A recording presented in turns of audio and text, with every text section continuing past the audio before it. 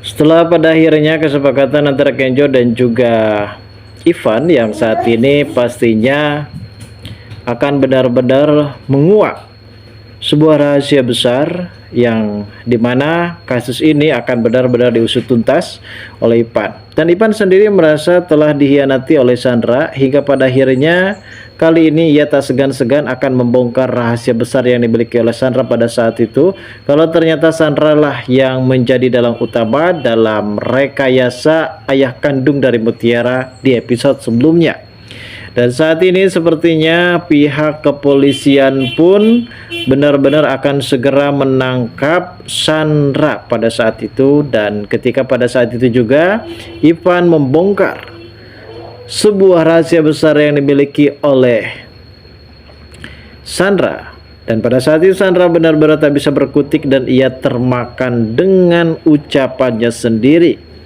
Karena pada akhirnya mungkin Kenjo di sini sudah tahu bagaimana watak dari seorang Sandra yang memang sengaja mengambil kesempatan untuk supaya bisa memanfaatkan momen-momen busuk, dan pada akhirnya kini ia harus termakan dalam ulah perbuatannya sendiri. Yang dimana saat ini sepertinya Kenjo benar-benar sangat begitu brutal banget. Karena di sini Kenjo benar-benar sangat begitu murka dan tak ada lagi sabar bagi Sandra yang kali ini benar-benar sudah sangat keterlaluan. Hingga pihak kepolisian kini berhasil menangkap Sandra atas ulah di masa lalu yang sudah membuat Mutiara hampir celaka dan hampir saja dijual ke negeri Thailand sana. Dan ini adalah hukuman karma yang dilakukan oleh Sandra, dan pada akhirnya Pak Dendi pun akan segera mencabut investasinya yang awalnya ia mencabut, dan kini ia pun akan mengembalikan semua investasinya kepada perusahaan dari Pak Aditya berkat bantuan Ivan. Lalu bagaimanakah keseruannya? Namun sebelum lanjut juga, seperti biasa bagi kalian yang baru saja bergabung dan menemukan channel ini, alangkah baiknya bantu channel ini dengan cara tekan tombol like, komen, dan subscribe-nya, dan hidupkan juga tombol lonceng notifikasinya agar kalian tak ketinggalan info-info menarik dan terupdate seputar sinetron ini. Dan namun sebelumnya juga mari kita mendoakan kepada seluruh kru dan pemain agar sehat selalu, serta doakan sinetron ini kedepannya semakin menarik lagi agar supaya bisa bertahan di rating yang paling teratas. Seperti kita tahu dalam alur cerita kali ini, pada saat itu Mutiara sepertinya ingin pergi ke salah satu tempat, dan mungkin bisa dikatakan Sandra, maksud saya Mutiara ini ingin meminta bantuan dan pertolongan terhadap Sandra, ya walaupun memang hasilnya tidak memungkinkan dan tidak meyakinkan. Namun saat ini sepertinya Mutiara akan tetap berusaha memperjuangkan perusahaan dari Pak Aditya dan juga Kenjo kembali.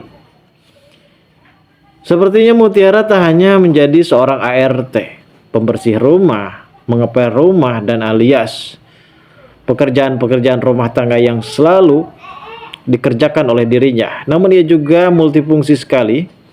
Tak hanya ia bisa menjadi aspri dari Kenjo ketika di episode kemarin, dan kini ia pun harus mempunyai bersikuku untuk supaya bisa perusahaan dari Pak Aditya kembali, dan sempat meminta bantuan kepada Sandra. Pada saat itu ia berpapasan bersama dengan Sandra di sebuah jalan. Karena pada saat itu Mutiara hampir saja tertabrak oleh Sandra karena menaiki sebuah ojek online.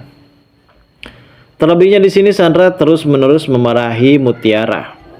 Karena entah kenapa ketika Sandra bertemu dengan Mutiara, nasib sial pun selalu berdatangan. Ini adalah ucapan dari Sandra yang sudah sangat keterlaluan, dan bahkan Sandra ini benar-benar sangat begitu jijik sepertinya melihat Mutiara. Namun dibalik itu semua, Mutiara ini mempunyai kegigihan dan kepintaran berusaha. Lain halnya dengan Sandra yang harus mengandalkan papahnya dan juga papahnya dan tidak pernah mandiri. Ini menjadi salah satu contoh buat kita semua, karena beban hidup yang sebenarnya ketika kita benar-benar hidup mandiri tanpa adanya dukungan dari orang tua, dan ini hal yang memang harus kita rasakan saat ini. Dan perlu kita ketahui juga ya guys, dalam adegan kali ini sepertinya Kenjo yang sedang berada di perusahaannya, ia sempat didemo oleh para karyawannya karena mungkin gajinya tidak turun-turun juga.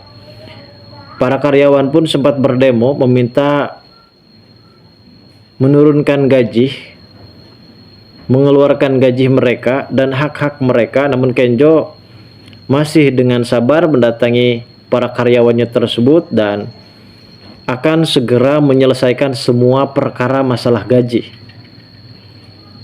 Di balik itu semua, sepertinya Kenjo benar-benar merasa pusing, pemikiran yang cukup lebih berat. Ia pun harus seperti apa ke depannya dan harus bagaimana untuk bisa melunasi semua karyawannya, karena keterlibatan gaji dari para karyawan tersebut yang memang di luar sana masih membutuhkan biaya untuk keluarga mereka masing-masing, karena semuanya bergantung pada perusahaan dari Kenjo apabila perusahaan tersebut benar-benar hancur. Dan saat ini sepertinya biang keroknya adalah Pak Aditya sendiri, karena ulah perbuatannya sendiri yang sudah merusak. Bahkan mungkin sebelumnya ia sempat naik daun bersama dengan Widuri. Namun ketika ia naik daun, justru disinilah awal mula keegoisan dari Pak Aditya yang memang sempat mempermainkan seorang perempuan, dan dia sempat bermain bersama dengan Rianti dan pada akhirnya menikah dengan Rianti. Dan kini ia pun harus berurusan kembali bersama dengan Gisel, wanita simpanannya, wanita gelapnya. Dan ternyata Gisel ini mempunyai niatan kalau ia ingin mendapatkan harta gonogini kekayaan dari Pak Aditya. Namun justru harapan dari Gisel sendiri benar-benar pudar, karena pada akhirnya perselingkuhan mereka sebenarnya benar-benar terbongkar oleh Sandra. Dan akhirnya Pak Dedi sempat mencabut semuanya investasi dari perusahaan Pak Aditya. Di sini Aditya pun sempat mengamuk-ngamuk, merusak ruang kerjanya. Percuma menurut saya kalau ia merusak ruang kerjanya, karena itu tidak akan membuahkan hasil. Yang seharusnya dilakukan Pak Aditya kali ini benar-benar berpotekar untuk supaya bisa mencari tahu ataupun mencari investor terbaru. Walaupun memang kenyataannya akan cukup sulit, namun di balik kesulitan pasti ada jalan keluarnya.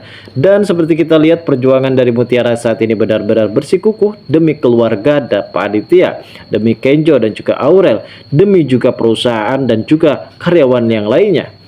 Mutiara benar-benar sangat begitu nekat mendatangi Mas Sandra untuk supaya bisa mencabut kembali tuntutannya agar supaya bisa memaafkan keluarganya. Namun apa yang terjadi, justru Sandra benar-benar menolak mentah-mentah, hingga pada akhirnya Mutiara pun saat ini hanya bisa termerenung bagaimana caranya untuk bisa mengembalikan perusahaan dari Pak Aditya. Lalu bagaimana keseruannya? Kita tunggu saja kelanjutan ceritanya nanti sore. Terima kasih bagi kalian yang sudah menonton video ini.